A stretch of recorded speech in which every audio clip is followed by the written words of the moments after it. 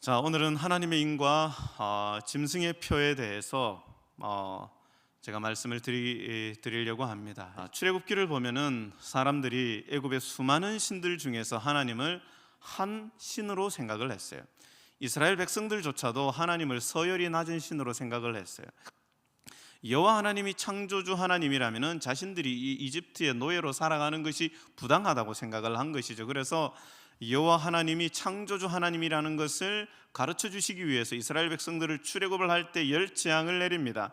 열 재앙은 애굽의 모든 신들을 깨부수는 재앙이었어요. 애굽의 신들이 참 하나님이 참신이 아니라는 사실을 가르쳐주는 재앙이었습니다. 그래서 열 재앙은 하나님 여호와 하나님이 유니크하시고 스페셜하시다는 것을 가르쳐주시는 말씀입니다. 여러분들, 우리 재림교회를 어떻게 생각하십니까? 우리 재림교회는 하나님께서 마지막 시대를 위하여 준비하신 특별한 교회입니다. 우리 재림교회는 유니크하고 스페셜한 교회인 것입니다. 재림교회는 기독교 중 하나가 아닙니다. 많은 종교 중에 하나가 아니라는 사실을 기억해야 합니다. 이 말씀을 통해서 우리가 꼭 기억해야 합니다. 재림교회는 마지막 시대를 위해서 하나님께서 준비하신 진리의 교회라는 사실을 기억하면 좋겠습니다. 이 마지막 시대에 하나님의 계명을 지키고 예수의 믿음을 가진 하나님께서 재림을 위해서 준비된 교회다. 그렇기 때문에 우리는 더 겸손하게, 진리의 백성이기 때문에 유니크하고 스페셜하고 독특한 교회의 성도들이기 때문에 우리는 더 겸손하고 그리고 복음을 위해서 준비해야 한다는 사실을 우리가 기억하면 좋겠습니다.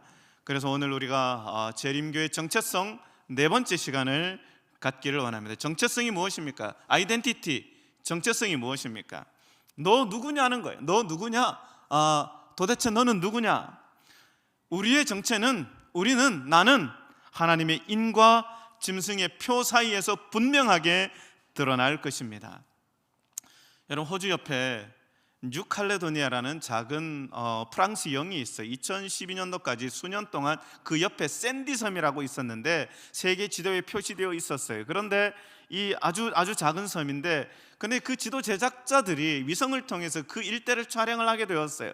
근데 사진에는 그 샌디섬이 없다는 것이 발견이 되었습니다. 그래서 어느 날 시드니 대학의 과학자들이 이 샌디섬에 배를 타고 가서 직접 확인을 하게 되었는데 아주 놀라운 사실을 발견하게 됩니다. 샌디섬이 존재하지 않는다는 거예요.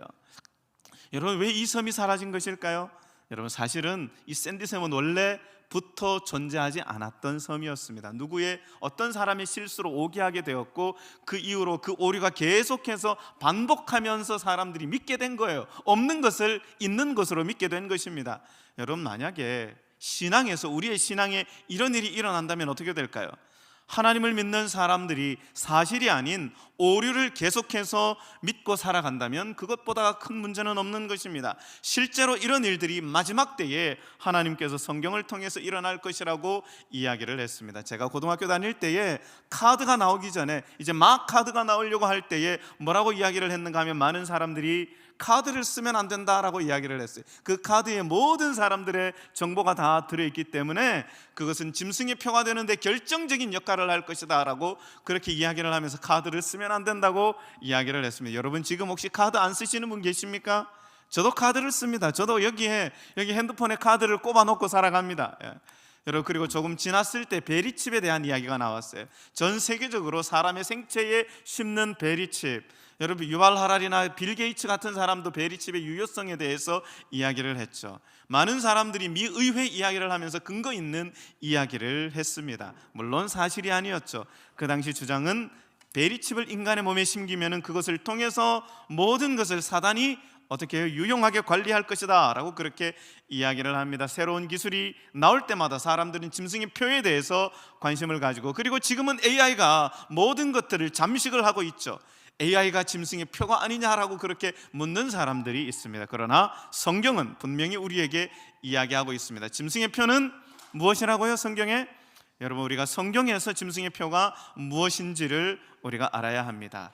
요한계시록 13장 16절에서 18절까지 있는 말씀을 보면, 그가 사단입니다. 사단, 모든 자 그 오른손이나 이마에 표를 받게 하고 누구든지 이 표를 가진 자 외에 매매를 못하게 하니 이 표는 곧 짐승의 이름이나 그 이름의 수라. 그의 수는 666이라. 여러분, 제가 고등학교 다닐 때에 예언에 대한 설교를 굉장히 많이 들었어요. 요한계시록, 다니엘서에 대한 예언의 집회들을 아주 저도 굉장히 좋아했어요. 그래서 다니엘서와 요한계시록의 말씀을 들으면서 우리 재림교회가 참 진리교회구나. 그래서 이 재림교회는 정말 다른 교회구나, 독특한 교회구나, 유니크한 교회구나라는 사실을 제가 알게 되었습니다. 그런데 그때 사람들이 40년 전이죠. 40년 전에 사람들이 어떻게 이야기를 했는가 하면 장로님 집사님들이 산으로 도망가야 한다고 했어요. 일요일 비염령이 내리면 산으로 도망가야 한다고 하고, 그때를 대비해서 시골에 땅을 사서 자급자족을 해야 된다고 그렇게 이야기를 했어요. 마지막에 이제 짐승의 표가 그 짐승의 표를 받게 되면 마지막 제재가 경제적인 제재인데 우리는 그때 자급자족하면서 살아가야 된다라고 그렇게 이야기했는데, 여러분 지금 가만히 생각해 보십시오. 어디 산속에 들어가서 어떻게 숨을 만한 곳이 있을까요? 여러분, 드론을 한번 띄우면 위성으로 보면은 모든 것들이 다 보입니다. 우리가 피할 곳은, 숨을 곳은 아무것도 없습니다. 여러분, 경제 제재를 한다고 할지라도 우리가 시골에서 자급자족이요, 그것도 마찬가지입니다. 여러분, 우리가 짐승의 표에 대해서 올바른 성경관을 가지고 있어야 한다는 사실을 우리가 기억하면 좋겠습니다. 그래서 다니엘서 2장과 다니엘서 7장과 요한계시록 13장에서 짐승이 무엇인지 우리가 자세히 배우고, 그리고 그 짐승이 어떤 역할을 하는지를 우리가 자세하게 공부를 해야 합니다. 이 다니엘서와 요한계시록은 반복과 확대로 계속해서 이 짐승에 대해서 이야기를 하고 있습니다. 사단이 어떻게 이 세상 역사를 주관할지에 대해서 이야기를 하고 있습니다. 그래서 다니엘서를 보면은 금신상이 나오죠. 신상이 나옵니다. 자, 이 신상이 나오고 난 다음에 이제 그 신상이 이제 금신상은 바벨론을 상징하고, 그리고 메데페르시아, 그리스, 로마, 그리고 열나라, 마지막 돌나라로 귀결이 됩니다. 자, 그러면은 바벨론은 그보다 열등한 메데페르시아에 의해서 멸망을 합니다. 그리고 메데페르시아는 그리스에 의해서, 그리스는 로마에 의해서, 로마는 열나라에 의해서 분열이 되는 것을 보게 됩니다. 여러분, 그런데 이 다니엘서와 요한계시록이 우리에게 가르쳐주는 핵심이 무엇일까요? 핵심, 여러분, 그것이 무엇인가 하면은 바로 돌나라입니다. 돌나라.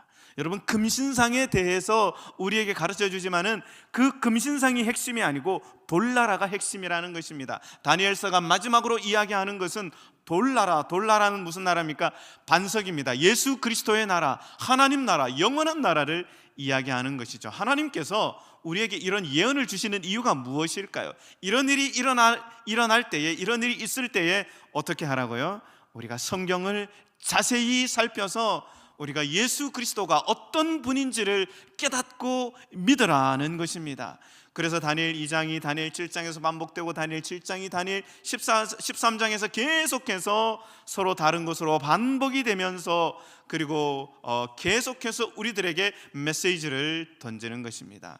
다니엘 7장에서 말하는 것은, 다니엘 7장은 사자와 곰과 표범과 그리고 무서운 괴물 같은 짐승이 등장합니다. 그리고 마지막 동물 중에 10뿔 중에 3뿔을 뽑고 나온 작은 뿔, 적그리스도에 대해서 말하고 있습니다. 다니엘 7장의 핵심은 적그리스도입니다. 이 짐승이 오늘 성경 본문의 요한계시록 13장의 핵심인 동물들과 다시 반복이 되는데, 이 네 짐승이 합쳐서 요한계시록 13장에 등장하는데 어떻게 등장하는가 하면은 복합 짐승으로 등장합니다. 그런데 그 짐승이 또 다른 한 짐승과 만나요. 여러분, 오늘 이 말씀을 통해서 하나님께서 우리에게 주시는 기별이 무엇인가 하면은 그 짐승의 정체를 알기 위해서 우리가 무엇을 보아야 하는지, 그리고 성경의 말씀을 통해서 하나님께서 우리에게 무엇을 가르쳐 주는지, 짐승이 무엇인지에 대해서 우리가 알아야 한다는 것입니다. 자, 그러면은 부조들의 예언적 믿음이라는 책에 보면은 종교개혁 시대 칼빈은 이렇게 이야기를 했습니다. 나는 교황은 그리스도의 대리자가 아니다라고 했습니다. 이 칼빈이 교황이 그리스도의 대리자가 아니라고 이야기를 했어요. 오히려 칼빈은 교황이 적 그리스도라고 이야기를 합니다. 칼빈은 교황이 교회의 머리가 아니라고 이야기를 했습니다. 여러분, 루터도 마찬가지입니다. 루터도 교황권이 적 그리스도의 권좌에 앉아 있었다고 이야기를 합니다. 루터는 짐승으로 로마 교황권 카톨릭을 지목을 하죠. 로마 카톨릭은 사실은 기독교의 역사죠. 여러분, 구약 시대는 기독교가 없었죠. 그죠? 구약 시대는 그야말로 유대교의 역사입니다.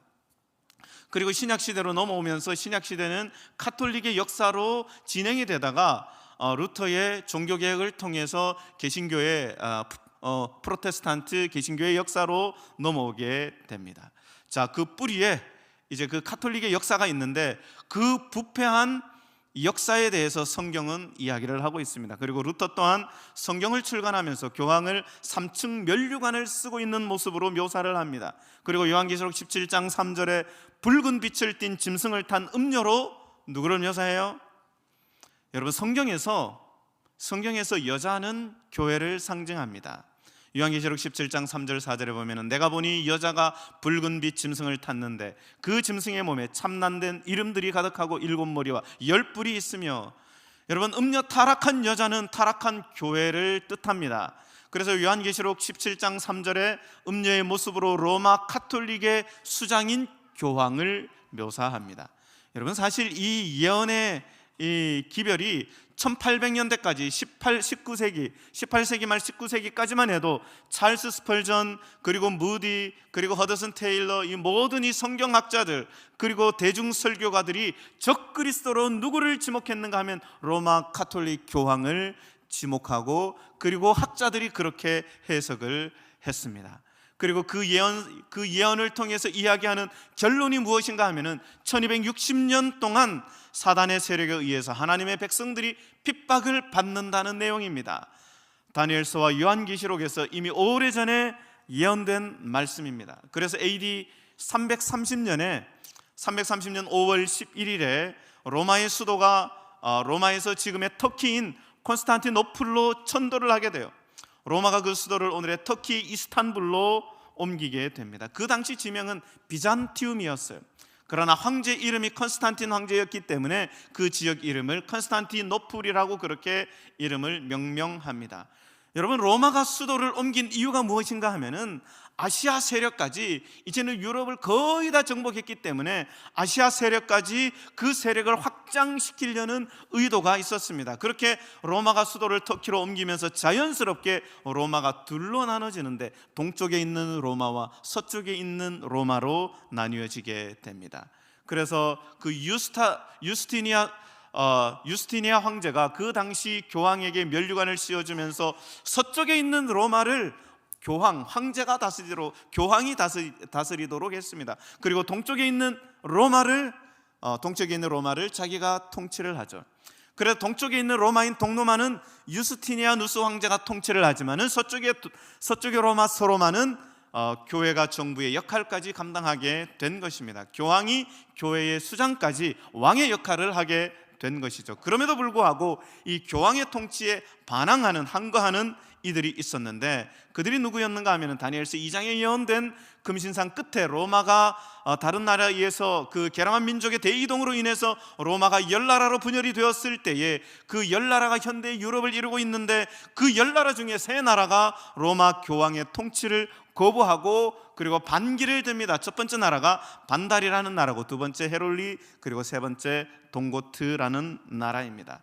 여러분, 그런데 이 헤롤리가 로마 교황과 연합군에 의해서 493년에 멸망을 합니다. 그리고 반달이 534년에 멸망을 하죠. 마지막까지 끝까지 저항했던 세력들이 동코트로 다 집결을 하게 됩니다. 이 헤롤리와 반달에서 실패한 사람들이 다 동코트로 집결을 하는데, 그때 이제 로마 연합군에 의해서 538년에 이제 이 동코트도 멸망을 하죠.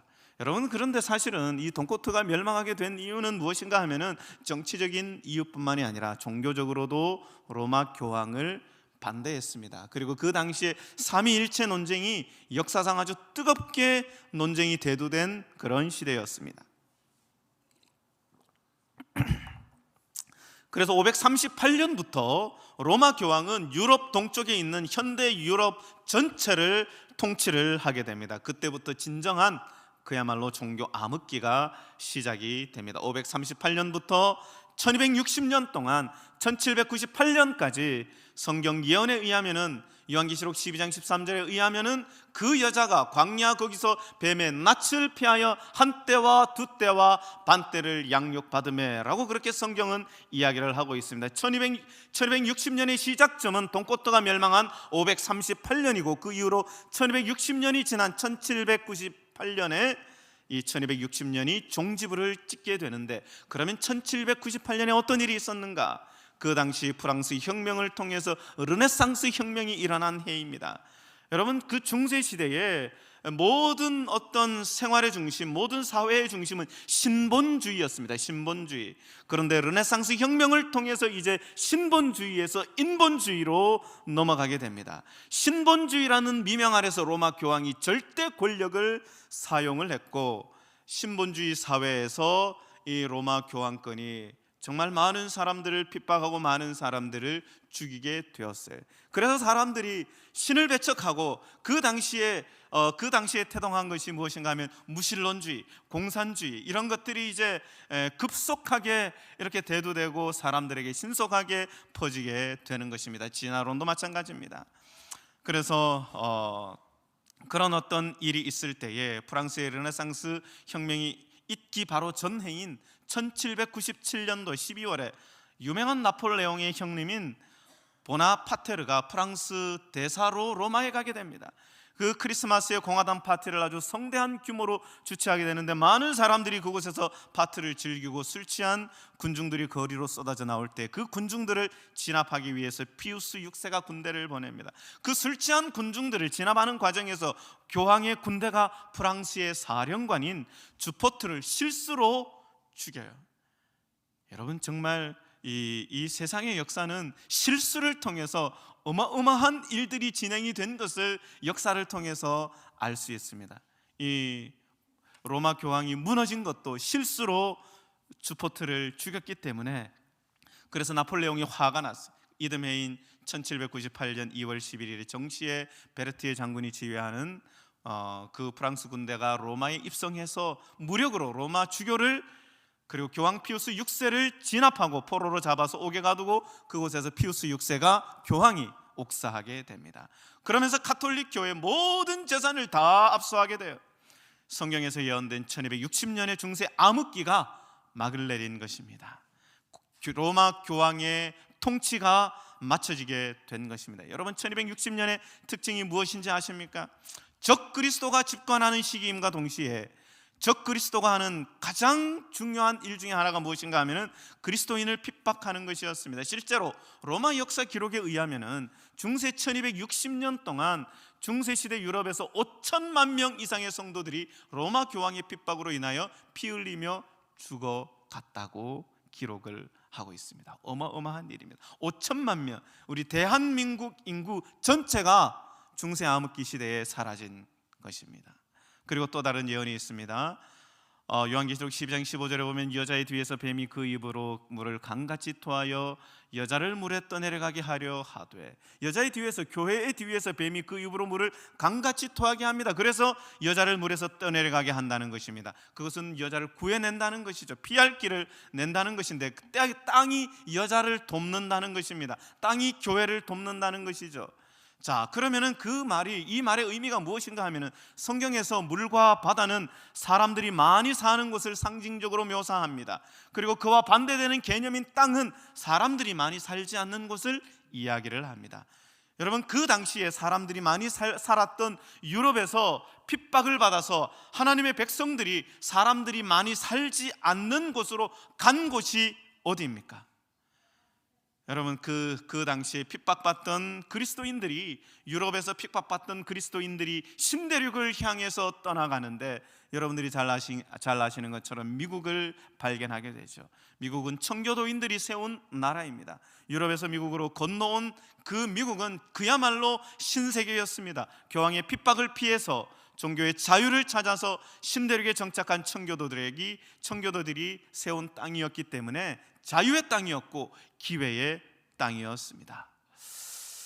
그래서 미국 수정헌법 제1조에 보면은 어떻게 기록을 하고 있는가 하면 의회는 종교를 만들거나 자유로운 종교 활동을 금지하거나 발언의 자유를 저해하거나 출판의 자유, 평화로운 집회의 자유, 그리고 정부에 탄원할 수 있는 권리를 제한하는 그 어떤 법률도 만들 수 없다라고 이야기를 합니다. 의회는 미국인들이 어떤 종교 활동도 금할 수 없다라고 그렇게 종교 탄압을 할 수 없도록 그렇게 미국 수정헌법 제1조의 이야기를 하고 있습니다. 중세 핍박을 받던 그리스도인들이 종교의 자유를 찾아서 세운 나라이기 때문에 가장 먼저 종교의 자유에 대해서 이야기를 하고 있는 것입니다. 제임스 매드슨도 종교와 정치의 분리의 목적에 대해서 이야기를 합니다. 종교와 정치 분리의 목적은 수세기 동안 유럽의 땅을 피로 적신 끊임없는 분쟁으로부터 이 땅을 지키기 위함이었다. 그들이 종교가 정치와 연합했을 때에 어떤 위험한 일이 일어날지를 너무너무 잘 알고 있었기 때문에, 그래서 그들이 몸소 체험한 것을 그들이 거부한 것입니다. 그리고 레저러스는 이렇게 이야기를 합니다. 지치고 가난한 자 그리고 자유를 열망하는 무리들과 해안가의 가련한 족속들을 나에게 보내다오. 폭풍우에 시달리고 집 없는 자들에게 나를 보내다오. 황금문 곁에서 나는 등불을 들어 올릴 테니. 자유의 여신상에 쓰여진 말씀입니다. 미국은 하나님의 나라죠. 수고하고 무거운 짐진 자들아 다 내게로 오라는 예수님의 말씀과 같은 그런 말씀이 세워진 나라입니다. 그리고 그래서 미국은 1776년도에 세워지는데 1798년도 맞춰지기 직전에 하나님의 백성들이 하나님을 섬기기 위하여, 하나님을 경배하기 위하여 피난처로 세운 나라가 바로 미국이었다는 것입니다. 자, 그래서 이제 흥미로운 것은 이제 요한계시록에 이제 또 말씀이 기록이 되어 있는데, 요한계시록 13장 3절을 보면 그의 머리 하나가 상하여 죽게 된 것 같더니 그 죽게 되었던 상처가 나오며 온 땅이 놀랍게 여기 짐승을 따르고. 자, 1260년이 마칠 때 로마 교황의 통치권이 끝나고 거의 죽게 되었지만 상처가 다시 회복되어서 다시 살아날 것이라고 이야기를 하고 있습니다. 죽은 것 같은데 죽지 않았다고 이야기를 합니다. 그리고 온 세상이 이상하게 놀랍게 그 짐승을 따르고 있다고 이야기를 합니다. 그것처럼 1929년 11월 29일자 샌프란시스코 연대기 신문에 이런 글이 있었어요. 지금도 이 샌프란시스코에서 가장 큰 신문사입니다. 무솔리니와 가스파리가 로마에서 협정을 하는데 평화 조약을 하면서 어떤 표현을, 어떤 문구를 기록을 하고 있는가 하면 상처를 낫게 함이라는 요한계시록 13장 3절에 있는 말씀을 첨가합니다. 바티칸 어게인입니다. 바티칸이 죽게 되었던 로마 교황이 그 힘을 다시 갖게 되는 것입니다. 예전에 가톨릭이 가지고 있었던 모든 권한과 재산들을 다 돌려줍니다. 그러면서 로마 교회가 갑자기 세계적으로 영향력을 갖게 됩니다.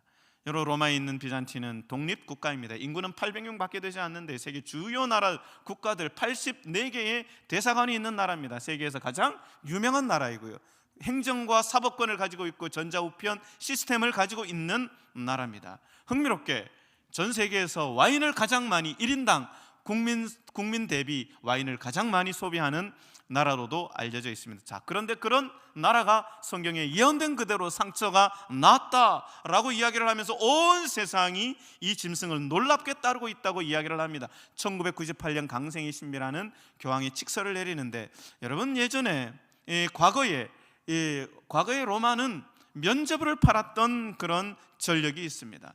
그 면죄부를 통해서 돈을 많이 내면은 중세시대의 한 일입니다. 구원을 받는다라고 하면서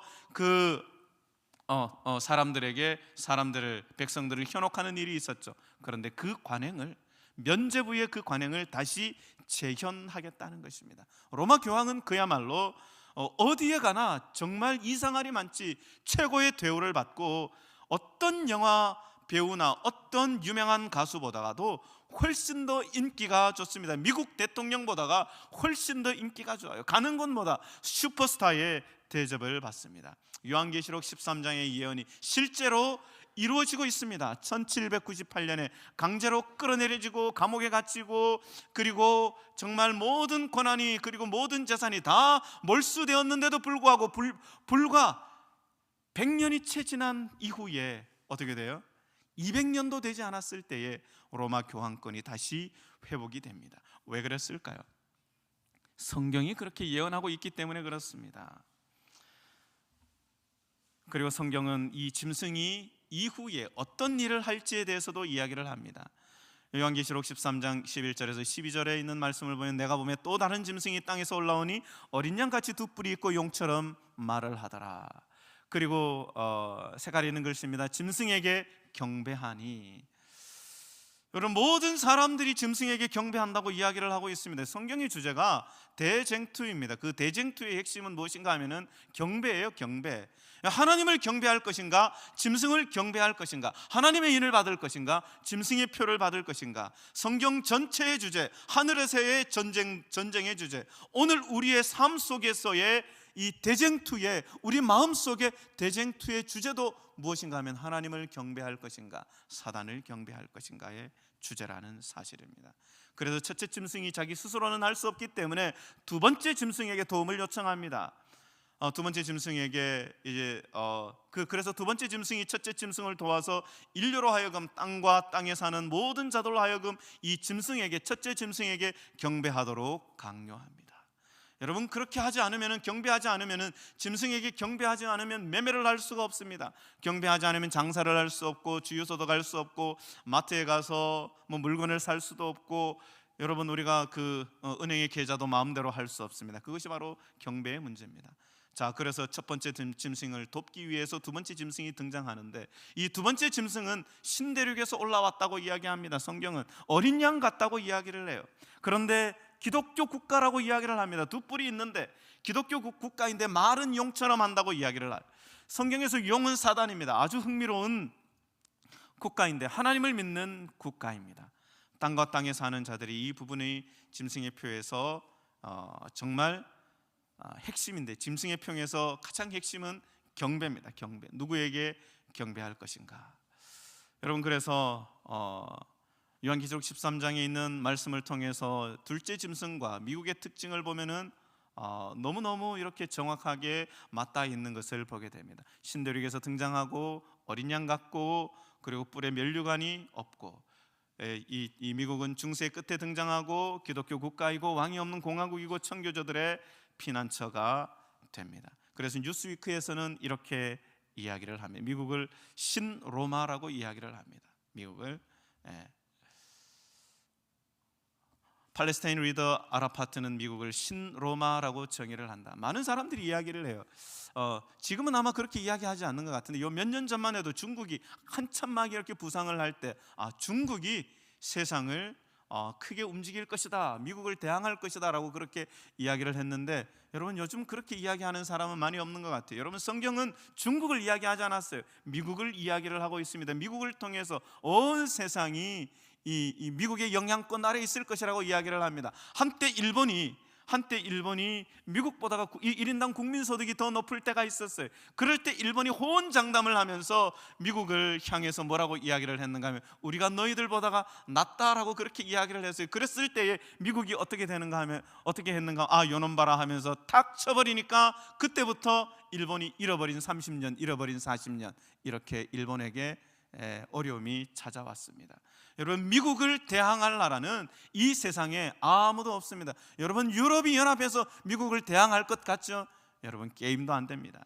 여러분, 중세시대에 팔레스타인 리더 아라파트는 미국을 신로마라고, 미국은 중세시대의 로마의 모습을 닮은 그런 신로마입니다. 피의 열쇠라는 그 책에 보면 로마 교황 바오로 2세와 그리고 또 러시아 서양의 신세계 질서의 통제를 이야기를 하면서, 이 말라치 마틴이 이렇게 이야기를 합니다.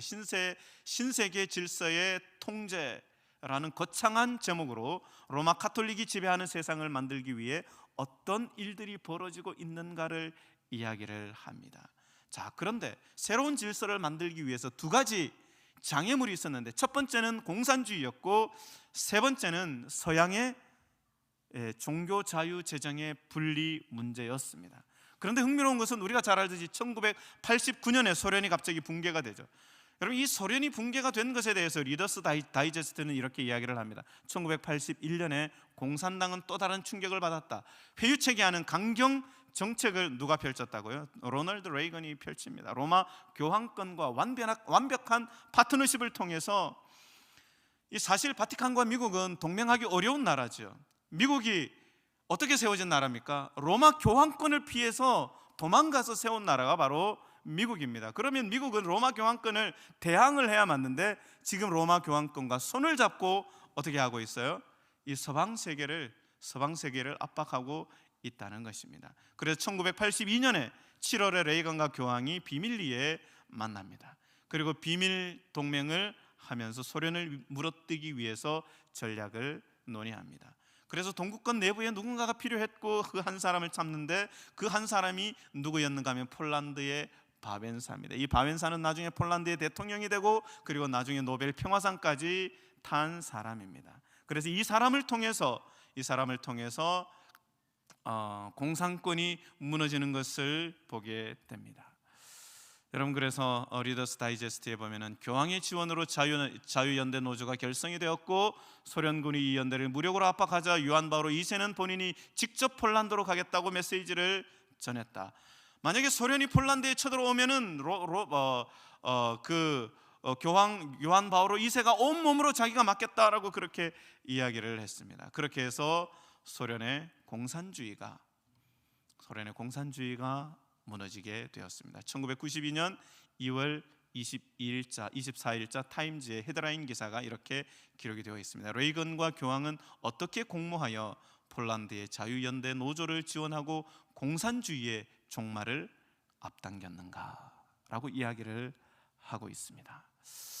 여러분, 두 번째 짐승과 미국은 이렇게 정확하게 맞아떨어집니다. 이 두 짐승의 연합으로 인해서 강력한 첫 번째 장애물인 공산주의, 소련이 사라졌습니다. 그러면 두 번째 장애물이 무엇인가? 세계에 있는 교회의 분리와 종교 정치의 분리입니다. 토머스 제퍼슨은 이렇게 이야기를 합니다. 종교와 정치는 엄격한 분리의 벽이 있다고 이야기를 했습니다. 자, 그런데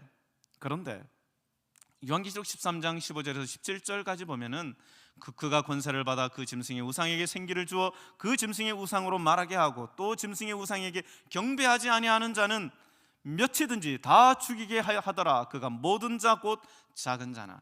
여러분, 이 두 짐승이 하나로 연합을 하게 됩니다. 그리고 그가 권세를 받아서 이제는 그 짐승의 우상에게 생기를 주는데 그 짐승의 우상으로 말하게 합니다.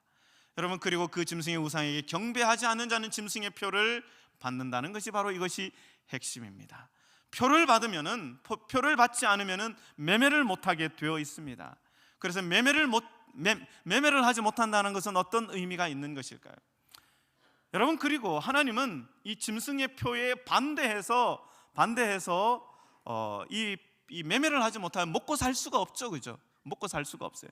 성경은 이 짐승의 표와 반대해서 하나님의 인을 받으라고 합니다. 하나님의 인. 여러분, 그런데 가톨릭 레코드에 이런 말씀이 있습니다. 일요일은 우리의 권위의 표이다. 교회는 성경의 위에 있다. 안식일 준수의 변경이 그 증거이다. 여러분, 아주 놀라운 이야기입니다. 교회가 성경의 권위 위에 있대요. 교회가 성경의 권위. 여러분, 우리 제7일 안식일 예수 재림교회는 이 교회가 성경의 권위 위에 있습니까? 절대로 그렇지 않습니다. 성경이 이 교회의 위에, 모든 권위의 핵심은 성경인 것입니다. 그런데 가톨릭은 자기들이 성경이 권위 위에 있다고 이야기를 합니다. 왜 그런가? 안식일 준수의 변경이 그 증거라고 이야기를 하고 있습니다. 가톨릭 교회가 예배를 일요일에서 안식일로 변경을 했다는 것이죠. 짐승이 가지고 있는 종교적인 힘과 권위를 가톨릭이 보여주는 말씀입니다.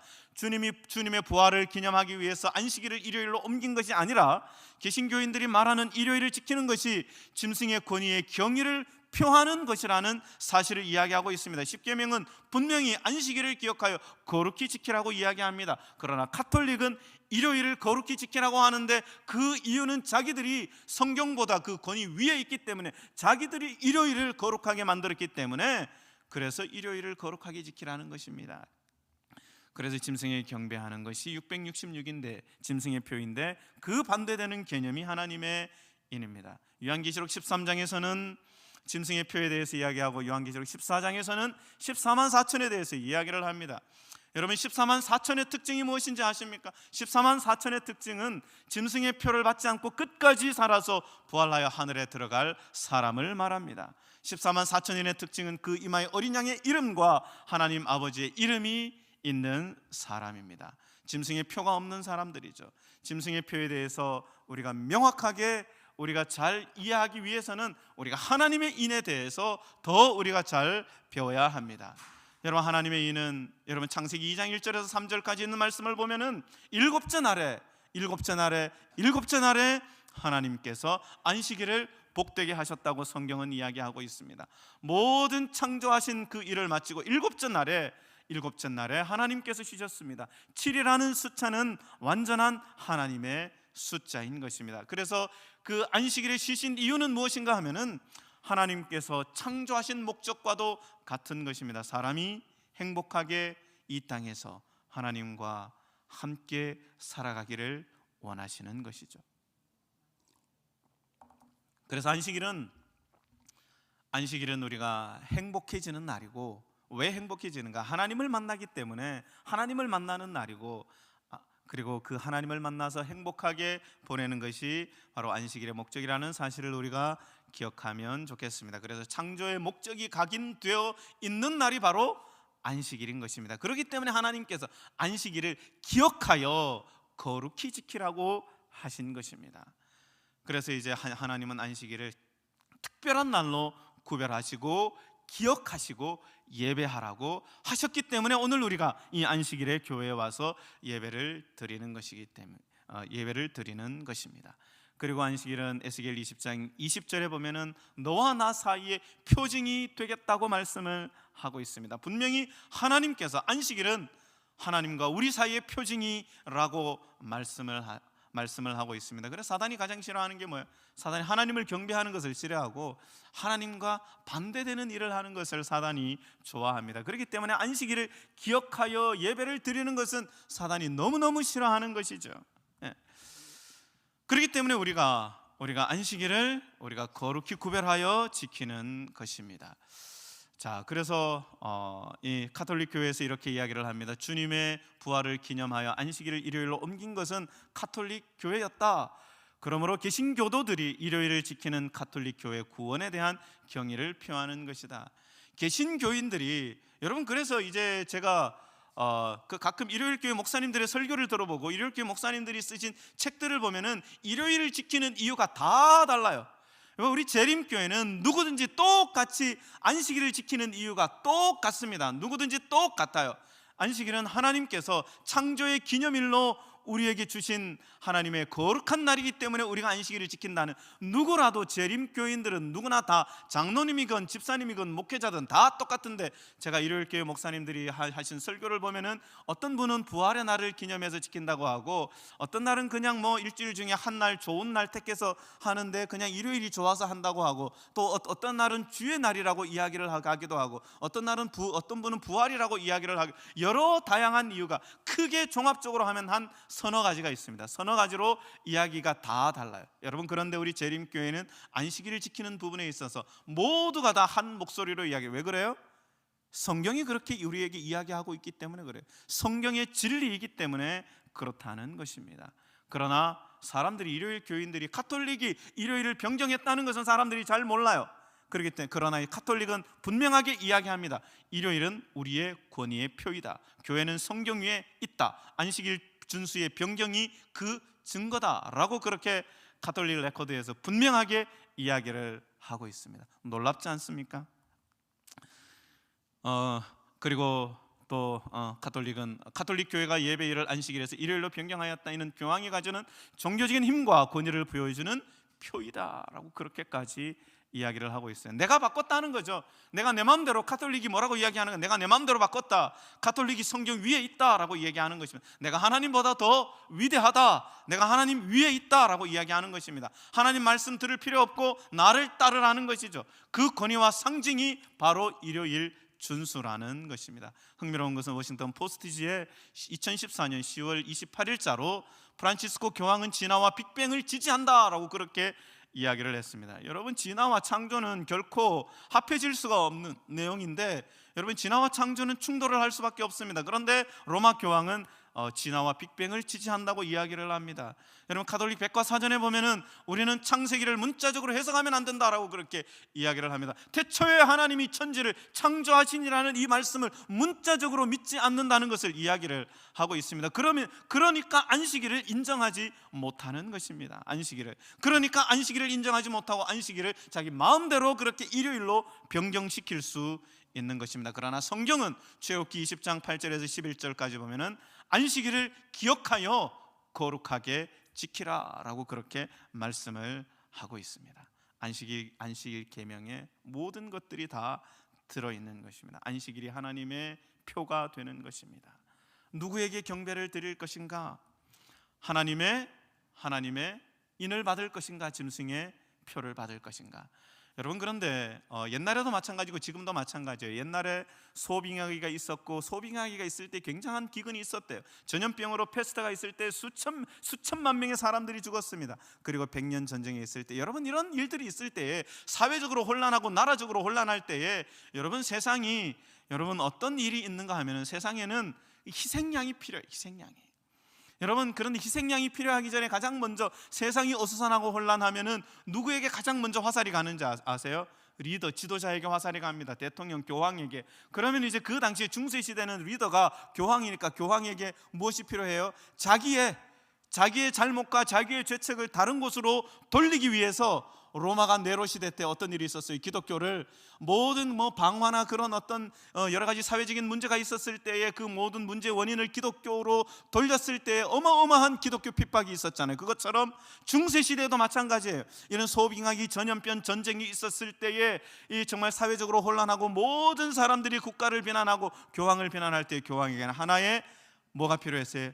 하나의 희생양이 필요한 거죠. 여러분, 그런데 중요한 것은 희생양이 필요했을 때에 그 당시에 마녀 사냥이 유행했는데, 이 마녀 사냥의 실제적인 그